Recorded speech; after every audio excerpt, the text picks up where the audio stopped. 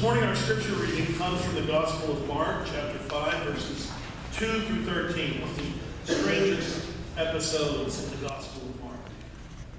And when Jesus had stepped out of the boat, immediately a man out of the tombs came with an unclean spirit. And he lived among the tombs, and no one could restrain him at all, even with a chain. For he had often been restrained, he had often been chained, but he had broken the shackles and broken the chains, and they were wrenched apart. And the shackles were broken to pieces, and no one had the strength to subdue him. Night and day, among the tombs and on the mountains, he was always howling and bruising himself with stones. And when he saw Jesus from a distance, he ran and he bowed before him, and he shouted at the top of his voice, "What have you to do with me, Jesus, Son of the Most High God? I adjure you by God, do not torment me." For he had said to him, "Come out of this man, you unclean spirit." Then Jesus asked him, "What is your name?" And the man replied, "My name is Legion, for we are many." And he begged him earnestly not to send him out of the country. Now there on the hillside was a great herd of swine feeding. And the unclean spirit begged him, "Send us into the swine, let us enter them." So he gave them permission, and the unclean spirit came out and entered the swine, and the herd, numbering about 2,000, rushed down the steep bank and into the sea, and were drowned in the sea. May God add his blessing to the reading of his word.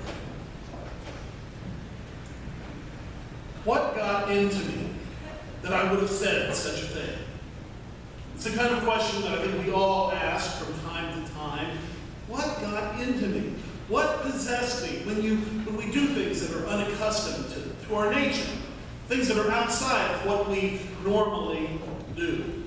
Well, this question that we ask casually, what got into me, what possessed me, used to fill people with fear back in the ancient times. For it was believed something does get within us. Something possesses us. Something takes away our free will, and it causes us to do terrible things. We see this well in the story of Jesus and what is called the Gerasene demoniac. A man so tortured, so troubled by evil spirits that it has sent him away from his home and out of his community and out into the tombs and the mountains, where he shouts and he bruises himself with stones. And there came Jesus to this man that no one could restrain. Chains couldn't even stop him. And Jesus asked him, "What is your name?" And the man said, "My name is Legion. We are many." Believe many or not, it didn't take Jesus much time or effort to cast these demons out, which of course shows his great power over sin and over evil in this world. But the point, the man was healed. And he was made better, right in body, right in mind. Now, in all candor today, we look at these stories and think how strange they do seem. And frankly, we see somebody who's in this man's condition, the first thing we would likely think is psychosis or neurosis or schizophrenia, something along those lines. The idea of demons and spirits, that's a strange idea to us in this time, or to many of us. But the terms finally are unimportant. The truth behind this, the facts behind this story is that yes, sometimes things take control. Another part of ourselves takes control of our lives. We end up doing things that we regret. Now, considering that if we understand ourselves, if we understand how these things happen, perhaps we can control them better. Perhaps we can get ourselves back on track and keep us from letting the bad parts take over. So we think about this and we turn our attention to it. Not so much the idea of evil spirits coming in from the outside, but the idea of the dark parts that exist within each of us, and the tendency we have to let those parts take control.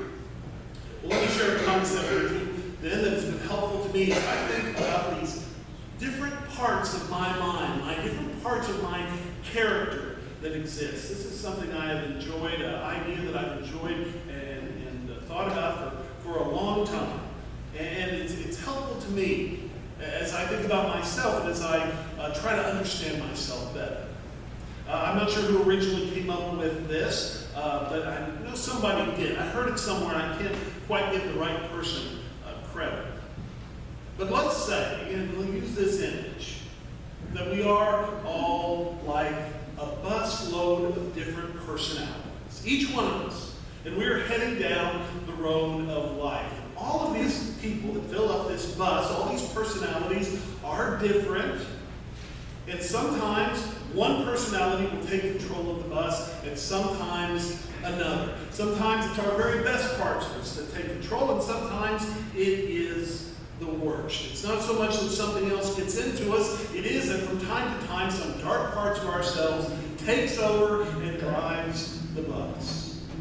Now often I am like a busload of kids heading off to camp, and everybody's interested in going in the same direction, and we're all happy aboard the bus, and we're all heading in the same direction and singing songs, and that is good and that is wonderful. Everybody agrees who at that moment should be driving the bus.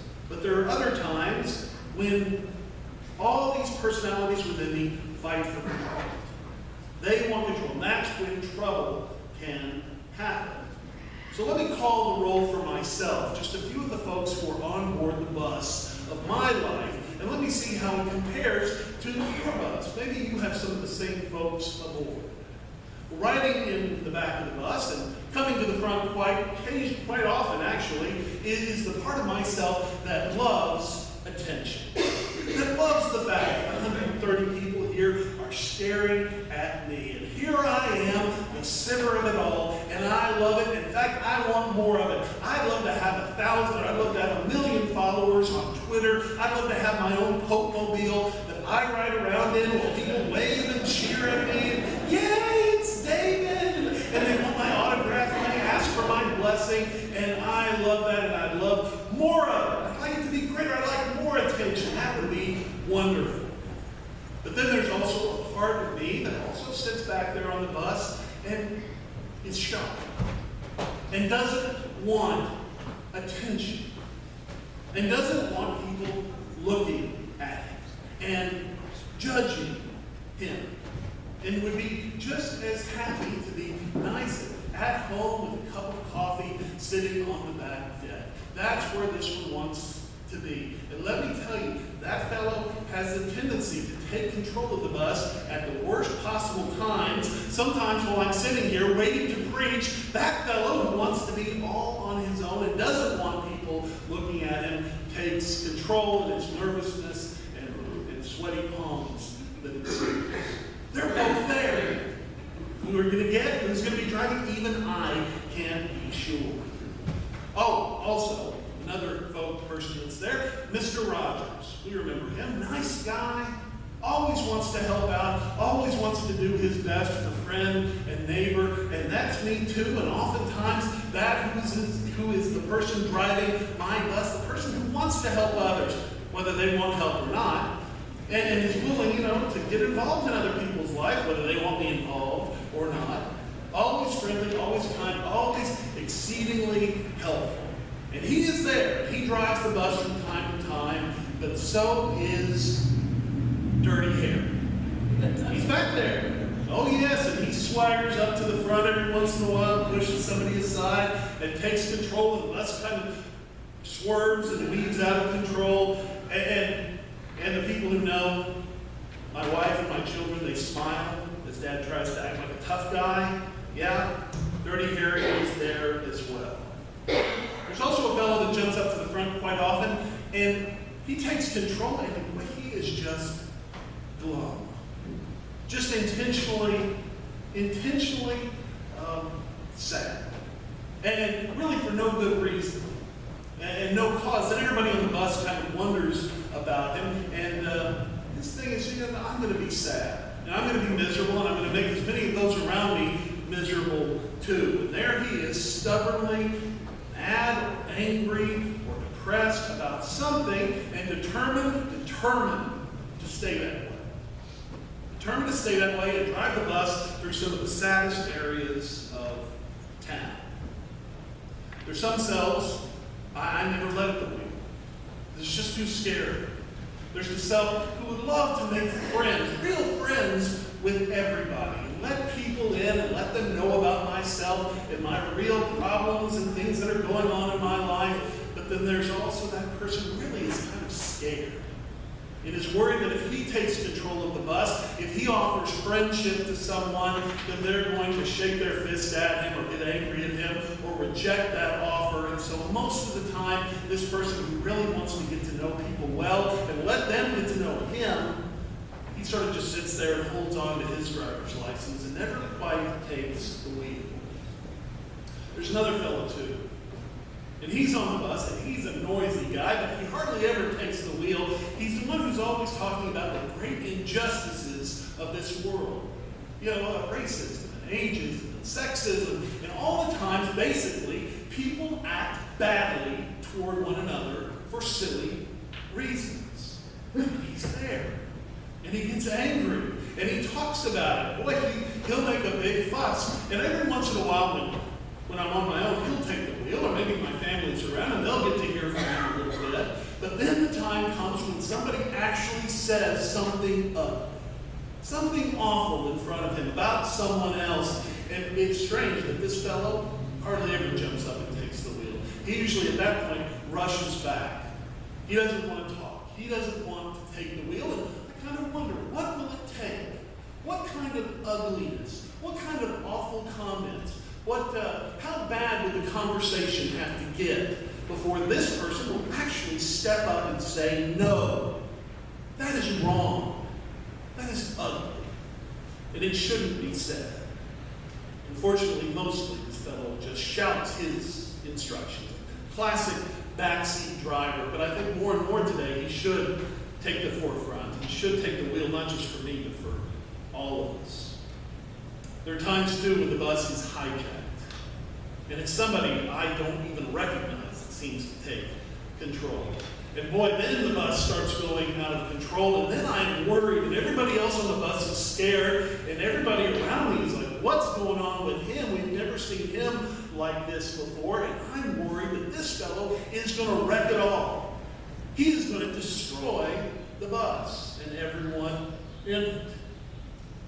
Then there's also those who are in the back that I never see. I'm glad of that. I wonder about them, but they're in the dark recesses of the bus, and they hardly ever come out, though I can hear their footsteps back there, and I'm glad they stay in the back there, because I'm not sure what it would be like if they came out. Well, that's just a little bit of my roll call, and maybe you have some of those folks in the bus, too, but they're probably like me, thousands of others. Thousands on your bus, and some take more control than others. And frankly, this is one of the challenges for worship. As we come together as one community of faith in worship, we're all bringing different parts of ourselves here. We never quite know here as we organize worship which we are to minister to, because we aren't sure who you are bringing here today. Perhaps you're bringing your guilty self, and you need to hear words about God's forgiveness. Maybe you're bringing your discouraged self, and you need to hear some words of encouragement. Maybe you're bringing your proud self, and you today need to hear some words of humility. So many selves inside us. There is the saint in there, and there is the scoundrel. There is the policeman and the judge. And there is the criminal, too. And yes, there is within each of us the child. And all that child wants is to once again feel the comfort of mother's arms. How did the poor man put it? My name is Legion, for I am many. Well, most of us can function effectively. In fact, these different parts of us are a blessing to us. And can be. It can be wonderful to have different parts. And we certainly need, though we have to be careful, of our angry selves. We need our angry selves. Absolutely. We maybe don't like our fearful selves, and we may not like being afraid, but we need our fearful selves as well. All these different parts of our personality. And as long as we can let the right person take the wheel at the right time, then we seem to be in good shape. But every once in a while, something happens, and there is a riot on board the bus. And different people trying to take the wheel, and boy, that is when we can start saying some bad stuff, start doing some bad things. We don't even know who is in charge of the bus or who is at the wheel. Imagine this, you drive home from work, and there they are, all the selves within you as you drive. And there is the angry self that says, boy, you got unfairly blamed today for that thing, and you should look for a way to get even. And then there's the hurt self that says, you aren't appreciated for all the things that you do. But then there's also the empathetic self. So, we're going home, we're going to see the people we love when we get home. We need to be there for them. They're going to have their own set of needs, and that voice is there as well. Then there's the defensive self who says, boy, none of them better say anything bad to me today, though. They better be on their best behavior.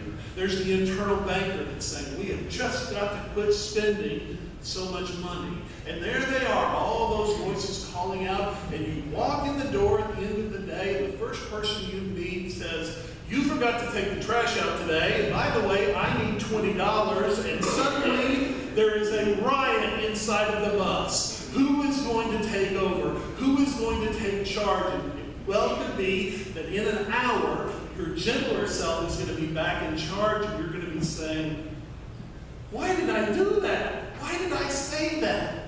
What part of me got control that I would have said or done something like that, to someone that I love? And that gentler self might be spending some time trying to figure out how to make amends. It's true, when our inner selves riot, the shots are fired within, but often they land outside. They injure, they hurt those around us. And the Apostle Paul knew this well. The Apostle Paul says, I don't understand. I don't do what I want to do. I do the very thing I hate. The very thing I don't want to do. He understood this battling within. And he said, what am I to do? Who will deliver me from this body of death? Who will deliver me from this body of death? Well, thanks be to the love of God through Jesus Christ. The love of God through Jesus Christ. And there it is. That is where our faith can come in on this bus. And what can happen? Because we can have Jesus Christ sitting there in the bus as well. Jesus himself can enter into our hearts. And you know what? He doesn't start expelling these parts of us, the angry part. He brings them into order. He helps us to take charge of it.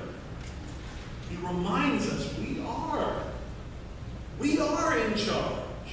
And he grants us the strength we need to bring order. Do I need to be angry? Should I be angry? Well, okay, I'm going to be angry. That's what's called for in this moment. Should I be afraid? Absolutely. I should be afraid. Let me back off and let me let that person drive for a while. Should I hold someone else accountable? Yes, this is the moment to do that, and to do it in a loving way. Jesus Christ brings all these personalities into order and reminds us it is up to us to decide. We decide if we are going to be gloomy. We decide if we are going to be selfish. And yes, we decide if we are going to reach for something greater in our lives. We decide whether we're going to reach toward the highest and the best. There's a story of an old country preacher, and he was once asked, well, what's it like to be a Christian? And the preacher said, well, it's kind of like there are two dogs within me. A good dog and a bad dog, and they're both fighting at each other. And he said, well, who's winning? And the preacher said, whoever I say sick them to. Isn't that the truth? What part of ourselves are we going to feed? What part of ourselves are we going to encourage? Who is going to control